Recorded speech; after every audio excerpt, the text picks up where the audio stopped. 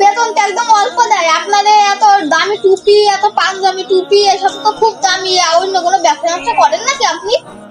আস্তাগফিরুল্লাহ আস্তাগফিরুল্লাহ, এ কি কথা কইলেন আপনি? আমরা হুজুর মানুষ, আল্লাহর আদেশে চলি। আমরা ওসব দুর্নীতি ব্যবসা বাণিজ্য করি? আমরা হক কথা কই। আমাদের যতটুকু বেতন দেন আপনারা, সেই বেতনে আমরা সন্তুষ্ট। ইমাম সাহেব, আপনাদের এত অল্প বেতনে সংসার চালান কিভাবে? আরে আমাদের অল্প বেতনে আমরা সন্তুষ্ট। আমরা খাই বা না খাই আমরা কারোর সাথে বলি নেই। আল্লাহ যতটুকু মিলাই ততটুকুই আমরা খাই। ইমাম সাহেব, আপনাদের অসুবিধা হয় না? অসুবিধা আর কি, আল্লাহ যেভাবে রাখে আমরা সেভাবেই থাকি। আরে নামাজ পড়ে শান্তি নেই। এখনকার ইমামদের সব ভুলকনি কথা। সেদিনকে দাওয়াত খাওয়ালাম, আর এখন আবার কুকুরের জন্য কিছু ছুঁইনি। সেদিনকে দাওয়াত খাইছে, কুকুরের জন্য কিছু থলে না। ইমামদের নিয়ে আর পারাও যায় না। আসসালামু আলাইকুম। ওয়ালাইকুম আসসালাম। সভাপতি সাহেব, সালামটা আগে আপনার দেওয়া উচিত ছিল না? কি করছে এখনকার সব ইমামরা বিয়াদবের হাত দিই। সভাপতি সাহেব, কথাটা একটু ভেবে চিনতে বলেন। মাওলানাদের সাথে এরকম কথা বলতি নই। কথাবার্তা নেবে যুগে কব কি? সেদিনকে মাওলানা দাওয়াত দিলাম, হার মার চাই বেশি খেয়ে নিলে কুকুরের জন্য কিছু থলে না। সভাপতি সাহেব, কথাবার্তা এমন বলা ভালো না। ওই তারাবি নামাজের আগেও তো আপনি বাঁ হাত দিয়ে সিগারেট আর ডাইন হাত দিয়ে চা দিয়ে খাইলেন। আমার বাড়ির কুত্তাও ওই তারাবি নামাজ বাদ দিয়ে ওই ডাইন হাত দিয়ে ওই সিগারেট আর বাঁ হাত দিয়ে চা খায়। আমার বাড়ির কুত্তা ওই গোশ খায় না, হাড় খায় না। কথাবার্তা কিন্তু ভালো হইলে না, আমিও দেখে নেবো। আরে আপনারা থাকেন, আমার কাজ আছে। আমি মসজিদে যাব, আমার কাজ আছে। এই এই তো না বাড়ি গাছ হুজুর শরীফ কি করে বেড়াছি রা? হ্যাঁ হ্যাঁ, আমি কাজে যাচ্ছি, কিন্তু আপনার কথাবার্তা কিন্তু ভালো না হয়ে দিলাম। সভাপতি সাহেব, হুজুর তো চলে গেল। হুজুর তো আজকে আবার আছে, মসজিদে সুদ নিয়ে আলোচনা করবে। আরে হুজুর যে ঝামেলা করে ফেলে যাবে না, আর হুজুরই খাই নিয়েছি। আরে এই সময় আবার কিরা ফোন দিলে? হ্যালো, 70,000 টাকা লাগবে? হ্যাঁ আমি দেবো, আমার বাড়ি টাকা আছে, আমি বাড়ি এসে দিছি। 70,000 টাকা এখনই দিচ্ছি। হ্যালো, তুমি তো টাকা তো নুবা, এবারটা বলো চৈত মাসে সুদি হার বলো মেলা বাড়াই থাক বললো। তাহলে তুমি বাড়ি বসো, আমি চলে আসছি এখনই। এখনকার সভাপতিদের কি বলবো? আল্লাহ আল্লাহ, তুমি ওদের হেদায়েত দান করো। আল্লাহ, পুরা সুদ ঘুষ যেভাবে ব্যবহার করছে, আল্লাহ এই দেশটা কি হয়ে যাবে। আল্লাহ, তুমি ওদের হেদায়েত দান করো। আল্লাহ হেদায়েত দান করো।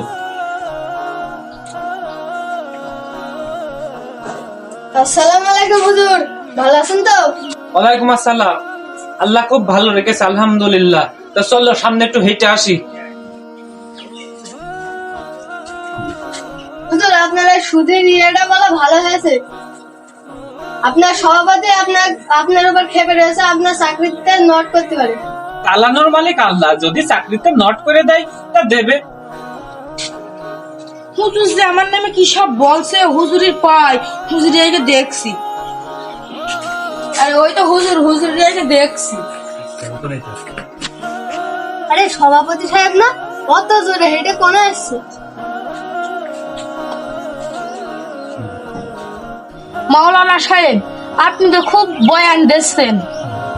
হ্যাঁ, আমি তো যা বলি সত্যি বলি, কারণ আমি তো কোরআন হাদিসের বাইরে বলি না। কোরআন হাদিসে যা আছে আমি তাই বলি। তা তো বুঝলাম, তাহলে আমার একটা হাদিসের সমাধান করে দেন। আচ্ছা সভাপতি সাহেব, আপনি প্রশ্ন করেন। আমি বুঝতে পারছি যে আপনি কি প্রশ্ন করবেন। আপনি তো শয়তান মানুষ, শয়তানি প্রশ্নই করবেন। তা করেন প্রশ্ন। আরে হুজুর, আমরা তো সবাই জাহান্নামে যাব, ঠিক নেই? কি জাহান্নামে যাবে কি জান্নাতে যাবে?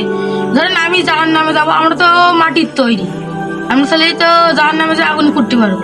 খালি যারা জিন তারা তো আগুনের তৈরি, তাহলে জাহান্নামে তারা কেরাম করে পড়বে এটা বলেন দিনই। বললাম না, ও শয়তান মানুষ, ও শয়তানি প্রশ্ন। ঠিক বলেছেন। আচ্ছা আমি উত্তর দিচ্ছি। কটা ঢেলা নিয়ে এসো তো। আচ্ছা একটু দূরে যান। তো প্রশ্ন ধরিস তো, এখন তাহলে দিয়া লাইন। আচ্ছা ঠিক আছে, আমি যাচ্ছি। সভাপতি সাহেব একটু একটু ঘুরে দাঁড়ান, ঘুরে দাঁড়ান।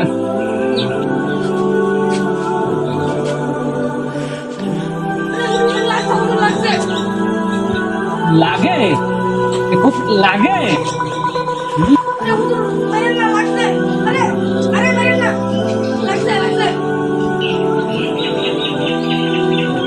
আপনি ইমান ইমান সাথে আমার কথাটা ও আমার ঢিলে তোর পা নাই তোর মার হবে বান।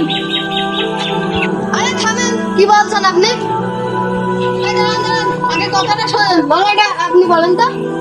আচ্ছা ইমান সাহেব বলেন তো ঘটনাটা কি হয়েছে?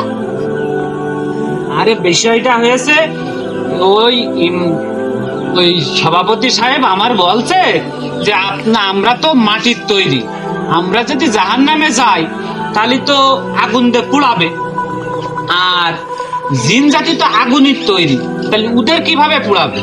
তাই জন্য আমি ওই সভাপতি সাহেবের ঢিল দিয়ে মারলাম। ঢিলও মাটির তৈরি, আবার সভাপতি সাহেবও তো মাটির তৈরি, তাহলে মাটির তৈরি ঢিল দিয়ে যদি সভাপতির গায়ে লাগে খালি আল্লাহ তাআলা জিনকে যে আগুন দিয়ে পুড়াতে পারবে না, এর কোনো কি সন্দেহ আছে? ইমাম সাহেব এটা আপনার কথায় লজিক আছে? আরে কি কাজ করিস আজ গো ধরা খেয়ে দিলাম। শোনেন, আমরা মাওলানারা কোনো মিথ্যা ভুলভাল কথা বলি না, আমরা কোরআন হাদিসে যেটা আছে সেটাই বলি। তবে আমাদের এই দেশ আবার সুদমুক্ত দেশ হবে, ঘুষমুক্ত দেশ হবে ইনশাআল্লাহ।